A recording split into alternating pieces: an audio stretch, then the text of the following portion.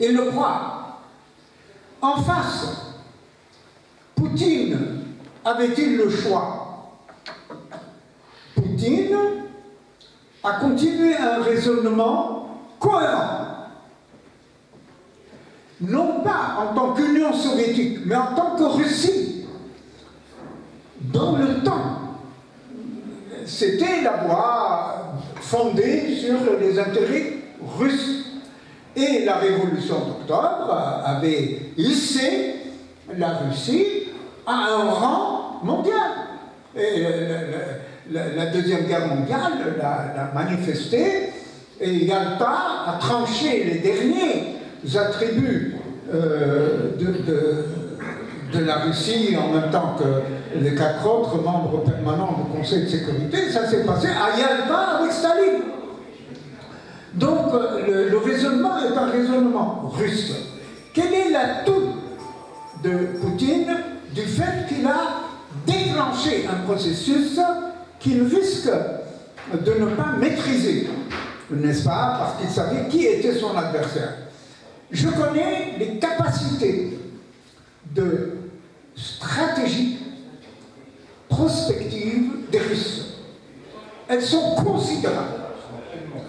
J'ai présenté à l'invitation de Razdin une conférence en janvier ou février 2016 sur le redressement de la Russie de Poutine. Je ne peux pas y revenir.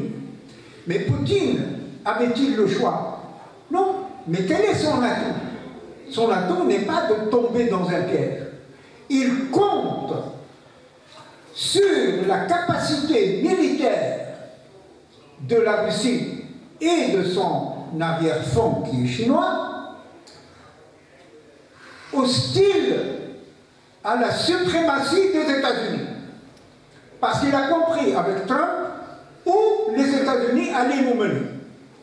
La conscience de la chute de la suprématie des États-Unis remonte aux 10 dernières années du XXe siècle.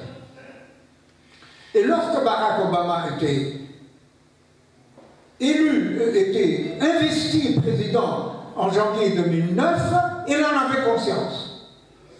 Et il avait élargi la base multilatérale de l'action des États-Unis, et il n'avait pas voulu pousser les provocations de son prédécesseur George Bush II, n'est-ce pas, plus loin, au contraire, de les redresser. Il avait même voulu mettre fin à la guerre d'Afghanistan, il n'a pas pu. C'est son état-major qui l'a poussé militaire, ce sont les militaires qui l'ont forcé à renoncer à cet objectif qu'il s'était fixé dans sa campagne électorale. Mais la suprématie, la restauration de la suprématie des États-Unis sur l'ordre mondial, en transcendant le phénomène des vétos, n'est-ce pas, a commencé matériellement avec Trump. Et nous avons eu l'image de ce que serait l'ordre mondial avec Trump. Là, j'ouvre une parenthèse à l'adresse du monde, ce qui rappelait très justement que lorsque un membre du Conseil de sécurité était concerné par un débat, il devait s'abstenir de voter dans un sens ou dans l'autre. Eh bien, Trump, après avoir signé le décret sur Jérusalem, qui est une violation flagrante du droit, au bout de moins d'une semaine, le Conseil de sécurité était convoqué et un débat a eu lieu sur la décision de reconnaître la souveraineté d'Israël, de la puissance occupante Israël sur l'ensemble de Jérusalem, et 14 voix dans le Conseil de sécurité ont voté contre le décret Trump. Une seule voix a voté contre, les États-Unis eux-mêmes. Donc avant que la Russie ne vote au Conseil de sécurité sur la résolution qui condamnait, n'est-ce pas, son invasion de l'Ukraine, le représentant des États-Unis au Conseil de sécurité avait voté le veto contre contre la résolution qui était à 14 contre 1. N'est-ce pas? Et donc, les États-Unis ont donné le là relativement au futur ordre. Actuellement, on continue de foncer. Mais Poutine croit que la logique stratégique n'obéit pas à la logique économique. Quand on entre en guerre, ce n'est pas une logique économique. Même si on acquiert ou conquiert des territoires, des mines, des postures stratégiques, etc., ça transcende la logique économique et quelquefois c'est anti-économique. Et c'est souvent le cas. Mais lorsque je suis capable de détruire l'adversaire, même s'il croit qu'il peut lui me détruire, si j'ai confiance dans le fait que moi, je peux le détruire, et s'il le pressent, je ne reculerai pas. Je défendrai ma sécurité. L'atout de Poutine, ce que je peux vous dire, selon mon évaluation, aujourd'hui, son atout est qu'il a confiance dans la capacité verticale de l'armement soviétique, comme capacité de destruction et comme véhicule, n'est-ce pas, des têtes avec lesquelles il peut détruire l'adversaire. Et il a confiance dans son appareil militaire. C'est ça, son atout. Ce n'est pas une hésitation, n'est-ce pas? Quelle alternative prendre et peut-être que je vais me trouver coincé? Non, il a confiance dans les fondements de sa capacité de destruction assurée, y compris en prenant en compte les capacités de l'adversaire. Voilà ce que je peux vous dire sur l'alternative à laquelle faisait face Poutine. Quelles sont les prémices de l'ordre mondial? Il n'est pas fatal que l'Europe de l'Est soit toujours en situation de confrontation ou bien d'entente stratégique avec l'Europe de l'Est. Mais Poutine a tout fait pour qu'il soit admis dans le monde occidental comme une nation avec parité, dans le respect. Le monde occidental a manqué cette occasion au lendemain de l'implosion de l'Union soviétique. La Russie le voulait. Elle n'a pas été admise. Elle a été méprisée. Poutine a continué les tentatives. Merkel l'a compris, pas seulement parce qu'elle l'a compris, d'autres l'ont compris aussi, mais Merkel a tendu la main. Et qu'est-ce que c'est que Nord Stream 1, le gazoduc?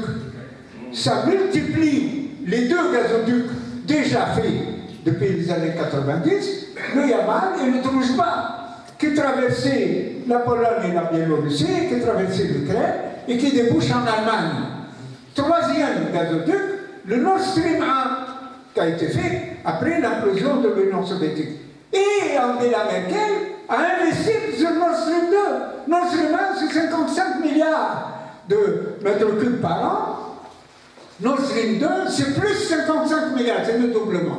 Eh bien, qui a été nommé à la tête de Nord Stream 2? C'est Schröder. C'est l'ancien Premier ministre allemand qui a précédé Angela Merkel et qui appartient à l'autre parti. Donc il y a consensus des deux partis et Merkel a tenu jusqu'au bout, jusqu'au dernier jour de son mandat pour que Nord Stream 2 entre en service. Parce qu'il a été terminé en décembre 2019. Et il attend toujours la validation pour se mettre en service. Mais dans la campagne de Donald Trump, il était contre Nord Stream 2. Dans la campagne de Poutine, il était contre Nord Stream 2. Et cassé de Biden, pardon. Dans la campagne de Biden était contre Nord Stream 2. Et Biden a réussi à casser Nord Stream 2 et à empêcher les deux parties de l'Europe, non pas de créer un pôle concurrent aux États-Unis, mais de créer la base d'une complémentarité économique suffisante pour édifier à terme un pôle mondial qui devienne concurrent des États-Unis. Non pas créer un pôle à travers Nord Stream 2, non, mais Nord Stream 2 complète la structuration de la scène européenne, une structuration interoccidentale et une structuration interorientale. Mais la complémentarité des deux est évidente. Elle est évidente pour les économistes les plus élémentaires, pour les stratèges les plus élémentaires.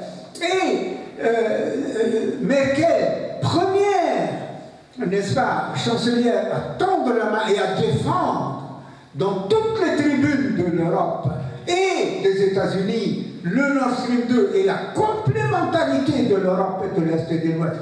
Non pas seulement parce qu'elle avait la culpabilité du monde juif et d'avoir provoqué des destructions européennes, y compris en Ukraine d'ailleurs, des destructions immenses commises par l'Allemagne nazie, mais parce qu'elle croit dans une Europe complémentaire, dans une Europe qui mette un terme définitif à la philosophie de l'affrontement, quitte à devenir un pôle concurrent des États-Unis ou à ne pas devenir, mais briser la logique de l'affrontement.